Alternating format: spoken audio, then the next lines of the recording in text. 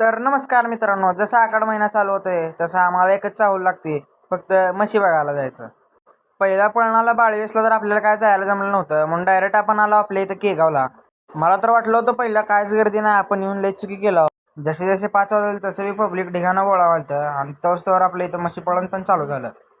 पहिला राऊंड ती उरकून आलो आम्ही जरा पुढे इकडं, तर दुसरा राऊंड पण चालू झाला. दुसऱ्या फेरीला म्हशीनं असला धिंगाणा घातला, डायरेक्ट असं माणसाला उचलून फेकलं तिकडं लांब.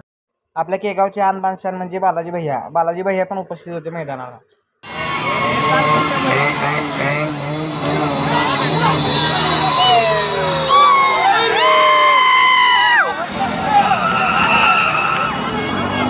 शेवटी माणसाला नाद पाहिजे हो. म्हशी बघायला डायरेक्ट भाऊ लोक तर शोरूमवरच चढले होते.